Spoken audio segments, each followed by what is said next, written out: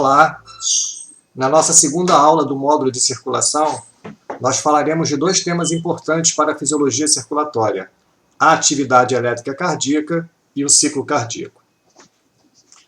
Os tecidos cardíacos são representados pelos tecidos de excitação, o nódo sinoatrial e o nódo atrioventricular, que contém células autoexcitáveis, ou seja, células que possuem potenciais elétricos da sua membrana instáveis, e por isso eles oscilam gerando potenciais de ação automáticos, que iniciam todo o processo de atividade cardíaca, como veremos a seguir. Além dos tecidos de excitação, nós também temos a presença de tecidos de condução, representados pelo feixe de His e pelas fibras de Purkinje. Esses tecidos, como o nome sugere, conduzem a informação da atividade elétrica do átrio em direção aos ventrículos. E o terceiro tipo de tecido presente no coração são os tecidos de contração ou tecidos contráteis, representados pelos miócitos atriais e pelos miócitos ventriculares. A atividade elétrica cardíaca ela é representada por dois tipos principais de potenciais de ação. Um potencial de ação chamado potencial de ação de resposta rápida, representado aqui nessa parte desse gráfico, dessa figura, e um potencial de ação de resposta lenta, representado por esta outra figura aqui ao lado. Por que resposta rápida e resposta lenta? Tem a ver, é claro, com a velocidade com que essa atividade elétrica acontece.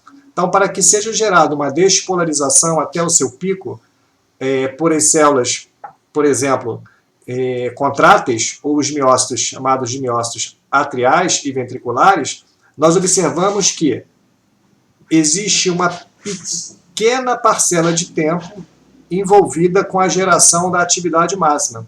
Tanto é que a gente nota nesse gráfico que a inclinação da reta é bastante intensa aqui, ó. É praticamente vertical.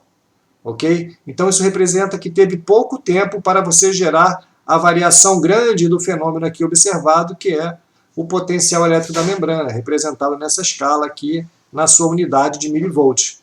Então são fenômenos que acontecem de forma rápida.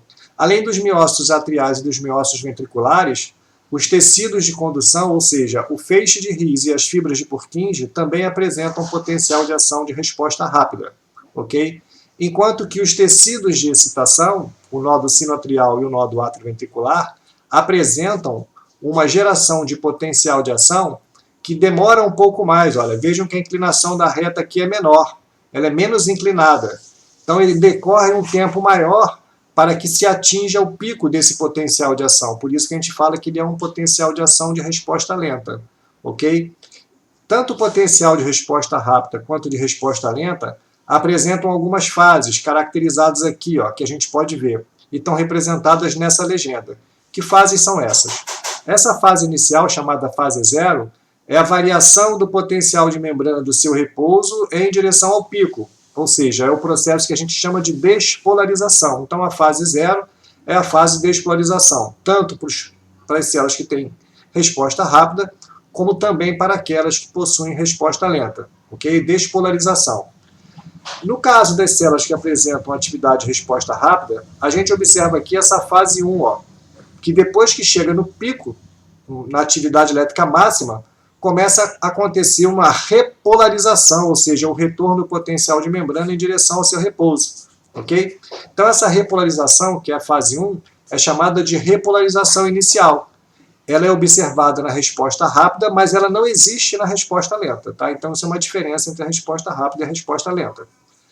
A outra fase, a terceira fase aqui que a gente está observando, seria essa fase 2, que é representada nesse momento em que o potencial de membrana está um pouco mais estável. Né? Então a gente chama essa fase de platô. Ok? Tanto na resposta rápida quanto na resposta lenta. Na resposta lenta ele é um pouco menos pronunciado, esse platô, mas ele existe aqui, ó, tá vendo? Depois da fase 2, vem a fase 3, que é a fase de repolarização, né? A fase de repolarização final da atividade elétrica dessas células. E aí sim a gente vai observar um retorno em direção ao potencial de repouso, que é representado aqui por essa parte da nossa atividade elétrica dessas células, pelo número 4. Tá? É a quarta fase. Ok? Bom, quando a gente fala de potencial elétrico ou potencial de ação, a gente está falando de alterações de potenciais elétricos da membrana.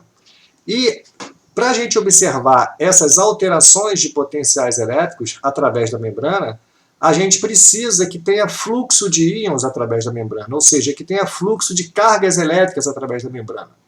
E é justamente esse fluxo de íons que provoca a alteração desse potencial elétrico da membrana. Então aqui mostra para a gente, por exemplo, as bases iônicas do potencial de ação dos tecidos de excitação.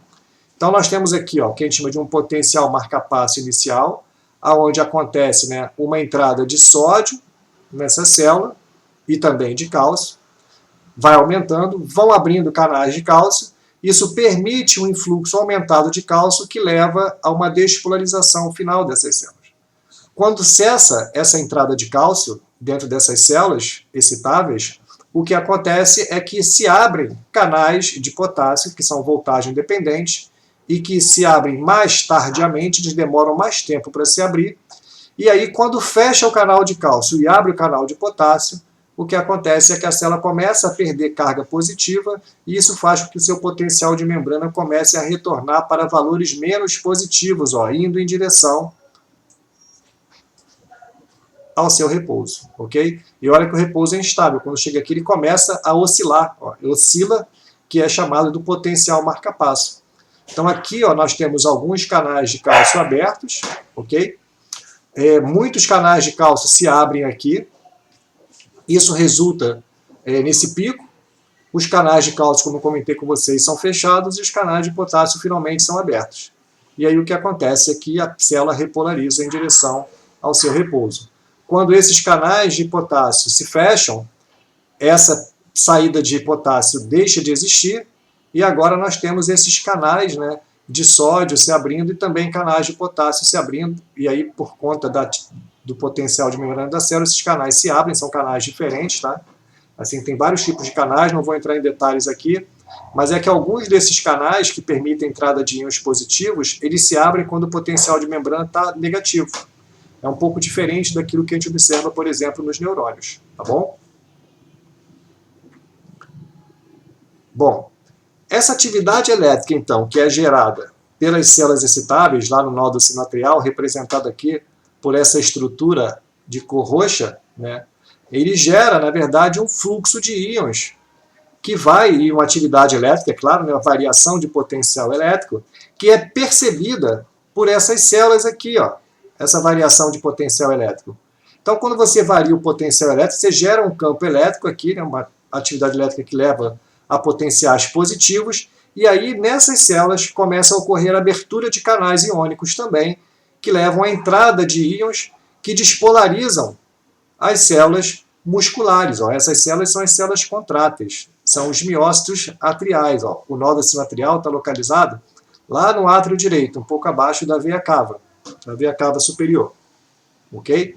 Então isso leva a uma corrente de despolarização que vai seguindo de célula em célula. A gente volta a falar talvez um pouco mais lá na frente, mas aqui nessa região que a gente observa essa junção entre as fibras musculares, ou seja, as células musculares, nós temos muitas junções comunicantes, aquelas junções tipo gap, as gap junctions, ok?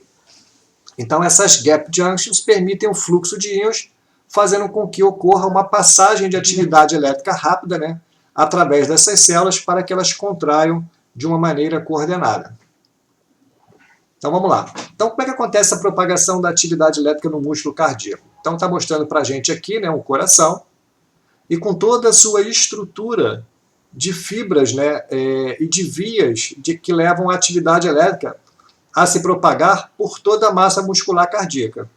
Então, a atividade elétrica se inicia espontaneamente no nódulo sinoatrial e ela percorre essas vias internodais, alcançando então o nódulo atrioventricular. Esse nódulo atrioventricular agora ele vai estar submetido à ação promovida pelo nódulo sinoatrial, ok? E aí essas células se despolarizam e essa informação de atividade elétrica é passada através desse feixe aqui, chamado de feixes de His, ok? Que descem por dentro do septo, até o ápice do coração, Lembrando que aqui é o ápice e aqui é a base do coração. Então, quando chega lá no ápice do coração, Esses feixes de His estão em contato direto com as fibras de Purkinje, que essas sim estão entremeadas no meio de toda a musculatura ventricular. Então isso leva a uma atividade elétrica aumentada dessas células também, né, das fibras de Purkinje, que repassam essa atividade elétrica em direção aos ventrículos. Então a gente observa isso aqui, ó. O nódulo sinoatrial inicia uma despolarização, uma atividade elétrica espontânea. Essa atividade elétrica espontânea ela é passada em direção às células do átrio, e notem que a atividade vai se espalhando em direção ao ventrículo, em direção a ambos os átrios, né? Do átrio direito para o átrio esquerdo, e vai também em direção ao ventrículo, ok? Só que uma coisa interessante e curiosa é que a massa muscular dos átrios e a massa muscular dos ventrículos, elas são separadas por uma estrutura, né, fibrosa, né, um tecido fibroso. E esse tecido fibroso, ele é um isolante elétrico também, ou seja, ele não permite que a atividade elétrica passe do átrio em direção à massa ventricular diretamente. Por isso que é necessário que aconteça uma despolarização do nódulo átrio-ventricular, para que ele aí sim passe essa atividade elétrica para o feixe de His, que percorre o septo, ainda não está gerando atividade elétrica da musculatura, e quando chega lá no ápice, distribui essa atividade elétrica pelas fibras de Purkinje, que, por estarem, né, permeadas no meio dessa musculatura ventricular, passam essa atividade elétrica em direção a essa musculatura para que comece o processo de contração muscular. Então a gente nota aqui, né, que a atividade elétrica ela vem, né, vamos botar assim, né, de cima para baixo em direção ao ápice, e depois ela sobe do ápice em direção à base, né? Então é bastante interessante a maneira como o coração se despolariza. Ele se despolariza nesse sentido pelos átrios e no sentido contrário pelos ventrículos. Depois a gente vai entender melhor porque isso é feito dessa maneira, tá bom? Bom, os tecidos de contração, que apresentam, né, potenciais de ação de resposta rápida, eles têm outras bases iônicas. É um pouco diferente, né? Porque essas células possuem canais iônicos distintos daqueles observados nos tecidos de excitação. Então a gente nota aqui, né, a fase 0, ela depende única e exclusivamente da entrada de sódio na célula. Então são canais de sódio voltagem dependentes que se abrem pela estimulação lá dos tecidos de excitação. Isso faz com que a gente tenha, e também de condução, né, isso faz com que a gente tenha uma entrada de sódio e uma despolarização, que é essa fase 0. Em seguida, esses canais de sódio se fecham e ocorre a abertura de canais de potássio, que a célula começa a perder carga positiva, ela começa a repolarizar. Aqui ela ganhou carga positiva, despolarizou, foi para valores mais positivos. Aqui ela começa a perder cargas positivas, no caso aqui o potássio, né? E com isso ela vai tendo potenciais de ação menos positivos, né? De potencial elétrico menos positivo.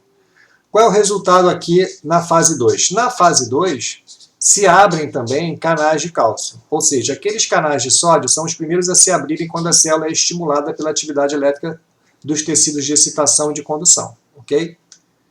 Esses canais se abrem rápido e se fecham rápido. Os canais de potássio demoram mais para se abrir, levam um pouquinho mais de tempo, mas quando eles se abrem, começam a perder potássio. E depois disso, os canais de cálcio se abrem também, canais de voltagem dependente. É que esses canais são mais lentos ainda para se abrir do que os de potássio, eles se abrem depois. Mas como os canais de potássio estão abertos e os de cálcio também se abrem, o que acontece é que ocorre uma entrada de cálcio na célula e uma saída de potássio da célula. O resultado disso é que perde carga positiva, ganha carga positiva, mantém-se mais ou menos estável durante um determinado período, até que os canais de potássio, os de cálcio, perdão, se fechem. E quando esses canais de cálcio se fecham, abrem-se novos canais de potássio e ocorre então o quê? A saída de íons positivos e a célula repolariza em direção ao seu estado de repouso. Bom, como eu comentei com vocês, né, essas fibras musculares cardíacas do músculo estriado cardíaco, elas estão, né, dispostas, né, e arranjadas de uma maneira que elas permitem a passagem, né, desses fluxos de íons de uma célula para outra. Então isso gera uma atividade elétrica que ela acontece de maneira bastante rápida. E é importante isso para que a gente possa ter uma contração coordenada da musculatura cardíaca, para que essas fibras possam se despolarizar e gerar a força necessária para que aconteça o processo de lançamento do sangue em direção à corrente sanguínea. Bom, o processo de acoplamento, excitação, contração no músculo cardíaco, ele acontece justamente naquele momento em que nós temos o potencial de platô, ok? Então, o que a gente observa aqui, né? O potencial de ação, ele chega a partir de células vizinhas, aqui em 1, ó. Quando atinge os canais de cálcio, voltagem dependentes, esses canais de cálcio, eles se abrem, permitindo a entrada de cálcio na célula. Esse cálcio, ele vai induzir a abertura de canais que são sensíveis também a cálcio no retículo sarcoplasmático. E aí o que a gente tem é que ocorre a saída do cálcio que está estocado no retículo sarcoplasmático dessa musculatura em direção ao citoplasma. E esse cálcio, então, é que vai desencadear o processo contrátil das fibras musculares cardíacas. Ok? E aí começa o processo de contração muscular. Para que ocorra o relaxamento, esse cálcio que foi lançado no citoplasma pelo retículo sarcoplasmático, ele tem que ser recaptado, né? Ele vai ser armazenado novamente no retículo sarcoplasmático, para que dessa maneira a gente possa ter então a interrupção desse processo contrátil. Ou seja, não é o cálcio externo que vai induzir diretamente a contração da fibra muscular.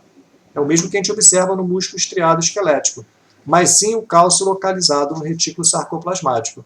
Mas esse cálcio do retículo sarcoplasmático, ele só pode ser disponibilizado no citoplasma a partir do cálcio extracelular. Então, o cálcio extracelular tem um papel importante de liberar os estoques intracelulares de cálcio para promover a contração muscular do tecido cardíaco. Bom, então, essa atividade elétrica cardíaca, ela acontece de uma forma, né, que é uma forma espontânea. Esses canais eles se abrem, né, de tempos em tempos, de uma maneira automática e rítmica. E essa maneira automática e rítmica de abertura de canais nas células que geram a atividade elétrica cardíaca, que iniciam o processo de funcionamento do coração, dão início a esse ciclo que a gente chama de ciclo cardíaco. Ok? Então, esse ciclo cardíaco, ele, por definição, ele é a sequência sístole-diástole, ou seja, contração e relaxamento, que vai se repetir de maneira rítmica a cada batimento. Então, a cada batimento, a gente tem um processo de contração e relaxamento das fibras musculares cardíacas. Então, esses ciclos sucessivos e regularmente espaçados, promovidos pela contração miocárdica, a gente denomina de ciclo cardíaco. Para efeitos de compreensão sobre esse processo, quando a gente fala de sístole cardíaca, a gente sempre está se referindo ao período de contração ventricular, ok? O mesmo para a diástole cardíaca, que é o período de relaxamento ventricular, que é onde acontece o enchimento. Por que essa diferença, né? Por que a gente fala que a sístole cardíaca é o período de contração ventricular se os átrios também se contraem? É porque para o processo de ejeção de sangue, ou seja, de lançamento ou de bombeamento de sangue em direção à circulação, quem faz esse papel são os ventrículos. Então, quando a gente fala de sístole cardíaca, a gente está quase sempre se referindo a essa contração ventricular e não à contração atrial. A contração atrial também tem sua importância dentro desse ciclo, mas para fins, né, de definição, quando a gente fala de sístole cardíaca, a gente está se referindo mais ao processo de contração ventricular. O coração dos vertebrados, ele funciona de uma maneira bastante harmônica, né, bastante coordenada. Por que isso? Para poder garantir que ocorra um bombeamento de sangue bastante eficiente. Tá joia? Então a gente viu que a atividade elétrica começa lá no átrio e vai do átrio em direção ao ventrículo, né? Ou seja, vai da base do coração em direção ao seu ápice. Isso é importante porque vai gerar uma onda contrátil que vai nesse sentido, empurrando o sangue em direção aos ventrículos. E depois, a contração ventricular, ela acontece no sentido contrário, que a gente viu, né? Do ápice em direção à base. Por que isso acontece? Porque a saída dos ventrículos, né, através da aorta ou através da artéria pulmonar, ela fica localizada mais para cima e não no ápice do coração. Então isso impulsiona o sangue com mais eficiência em direção a essas estruturas para que esse sangue possa circular pelo nosso organismo, né, pelo organismo dos animais vertebrados de uma maneira geral. O ciclo cardíaco em mamíferos, ele é dividido em 5 fases. A primeira fase é a fase de contração atrial, né, que é a fase 1 aqui. Nesse momento a gente nota que tem o que a gente chama de uma sístole atrial, né, ocorre a contração, os ventrículos estão relaxados, e essa contração dos átrios impulsiona o sangue em direção aos ventrículos, enchendo esses ventrículos. Conforme vai enchendo os ventrículos, o que acontece é que esse sangue vai subindo, e no momento em que ocorre o relaxamento desse átrio, que a pressão aqui é menor, e começa a ter um volume maior de sangue, esse volume de sangue empurra essas válvulas, aqui ó, que estão separando o coração, aquelas válvulas que a gente chama de válvulas atrioventriculares, para que essas válvulas se fechem. Então as válvulas se fecham aqui. No momento em que essas válvulas se fecham, ok? E que ocorre o relaxamento do átrio e aquela atividade elétrica finalmente atinge os ventrículos e eles começam a iniciar sua contração, iniciando a segunda fase, que é chamada de fase de contração ventricular isovolumétrica, a gente tem o sangue aprisionado dentro das câmaras ventriculares. Olha, o átrio está relaxado, os ventrículos começam a sua contração, mas ainda não geraram força suficiente para abrir as válvulas semilunares, aquelas válvulas que estão na saída. Aqui na aorta, né, representada desse lado esquerdo do coração, e aqui a válvula da artéria pulmonar. Então o sangue ainda não está sendo lançado nem na circulação pulmonar ainda, nem na circulação sistêmica. A gente observa que durante essa fase, a gente tem um volume de sangue localizado aqui dentro, né, e esse volume é o volume que vai ser bombeado, vai ser pressionado, né, vai sofrer a pressão pela contração, a força de pressão para promover a saída, a ejeção do sangue, ok? E esse volume, então, é chamado de volume diastólico final. Por que isso? Porque foi o volume que preencheu todo o ventrículo no final da diástole, porque o ventrículo estava, antes disso, relaxado. Então, a gente chama isso aqui de volume diastólico final. A gente vai voltar a falar dele um pouco mais à frente. Ok? Bom, em seguida, né, essa força contrátil ela vai aumentando, ainda estamos na contração ventricular, na sístole ventricular, até que ela gere força suficiente para abrir as válvulas semilunares. E aí acontece o quê? A ejeção do sangue em direção à circulação sistêmica, representada aqui por essa parte em vermelho, e aqui a ejeção do sangue em direção à circulação pulmonar. Então essa terceira fase é chamada fase de ejeção, ok?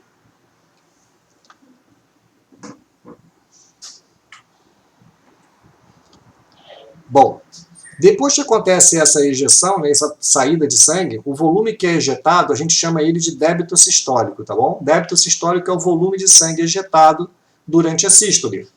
Só que, curiosamente, depois que acontece toda essa saída e que o ventrículo se relaxa, aqui a gente volta a ter o ventrículo relaxado, na quarta fase, que é a fase de relaxamento ventricular isovolumétrico, ou seja, uma fase de diástole ventricular, a gente nota que tem aqui um resquício de sangue, tanto do lado direito quanto do lado esquerdo do coração.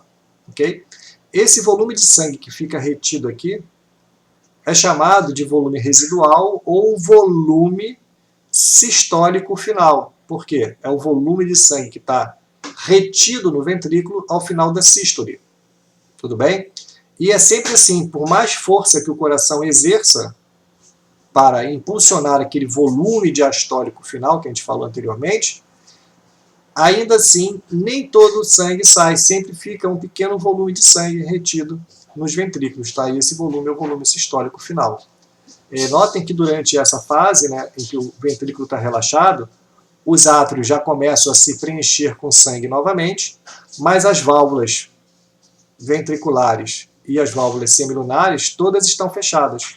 Por isso que a gente chama essa fase, né, de fase isovolumétrica, né? O volume aqui não se altera, ele se mantém igual, tanto no processo que a gente chama de relaxamento ventricular isovolumétrico, como também naquela segunda fase que a gente viu aqui. Olha, todas as válvulas estão fechadas e isso faz com que não ocorra variação de volume aqui dentro. Não está saindo sangue nem entrando sangue. Então a gente chama isso de contração ventricular isovolumétrica, porque aqui o ventrículo estava se contraindo. E aqui, nesse momento, ele está relaxado. Tudo bem? Bom, conforme vai preenchendo mais de sangue esse átrio, o que nós observamos é que a força de pressão exercida desse átrio sobre as válvulas atrioventriculares faz com que essas válvulas se abram. E quando essas válvulas se abrem, acontece o início da quinta fase do ciclo cardíaco, que é chamada fase de enchimento passivo, porque ele vai simplesmente deslocar o sangue por diferença de pressão, ok? Sem nenhuma contração ventricular. E aqui finaliza esse ciclo e em seguida se inicializa um novo ciclo cardíaco a partir da atividade elétrica do nódulo sinoatrial, que vai induzir o processo de contração dos átrios, né? Iniciando um novo ciclo cardíaco, ok? Então essa figura aqui representa para a gente as 5 fases do ciclo cardíaco.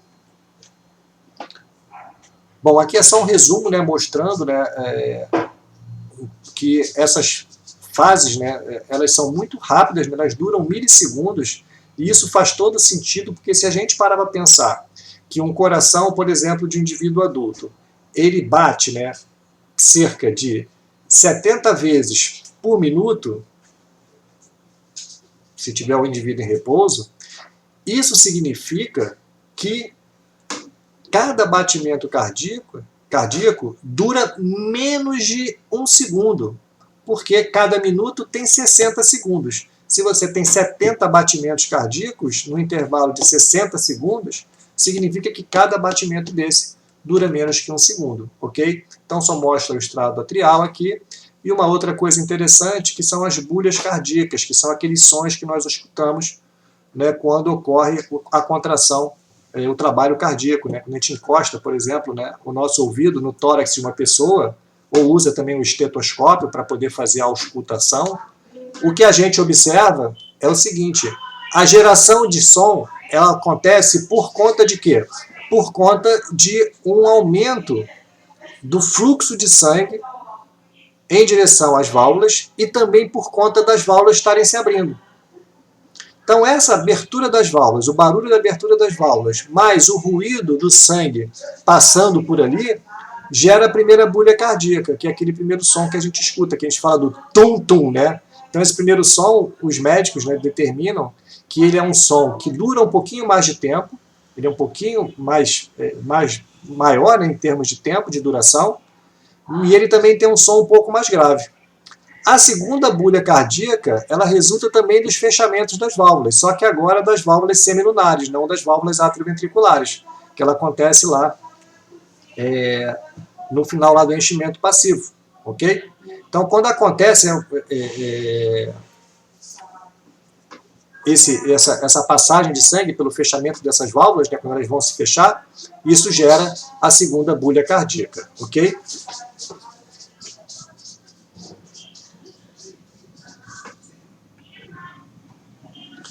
Bom, só para recordar aqui, né, aqueles volumes de sangue que eu falei com relação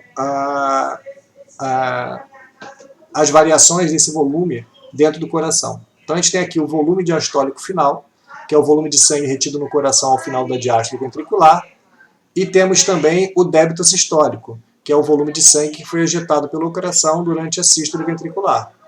E temos também aquele volume residual, ou volume sistólico final, que é aquele volume de sangue que fica retido no coração ao final da sístole ventricular. Ok? Bom, uma coisa importante para a gente observar é que existe uma diferença na força de contração entre o átrio e o ventrículo, que está representado aqui por esse gráfico. E essa força de contração ela é resultante pura e simplesmente do fato de que a massa de musculatura presente no ventrículo esquerdo é maior do que a massa muscular presente no ventrículo direito. Ok?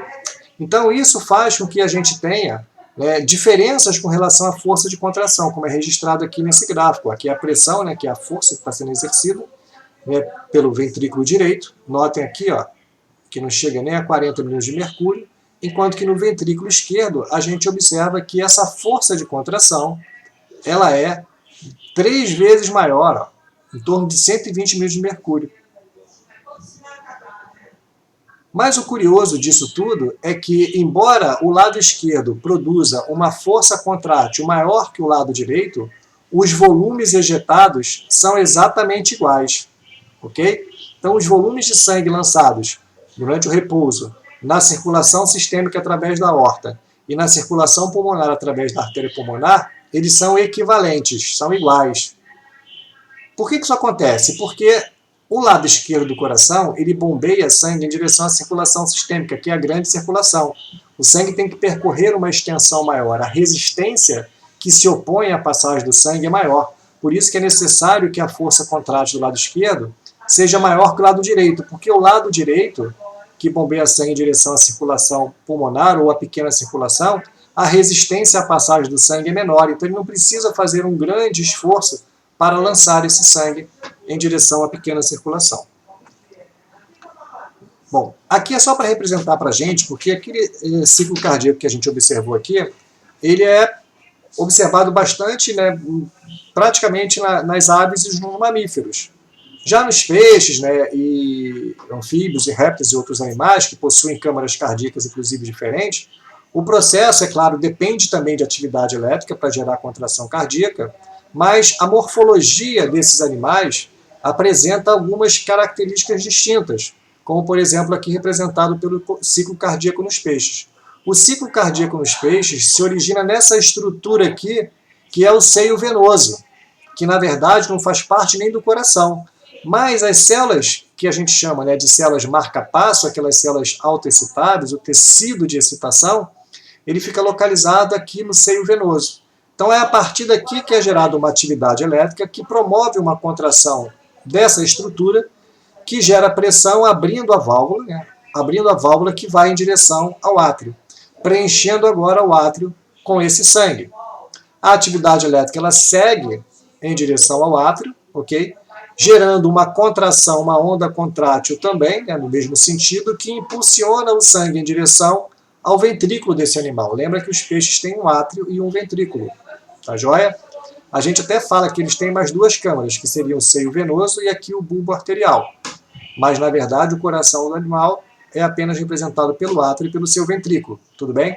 Uma vez que chegue esse sangue em direção ao ventrículo, a atividade elétrica também chega no ventrículo, gerando uma onda contrátil que impulsiona o sangue em direção ao bulbo arterial, abrindo, né, gerando pressão nessa válvula de saída do coração, do ventrículo do animal, que impulsiona o sangue em direção ao bulbo arterial.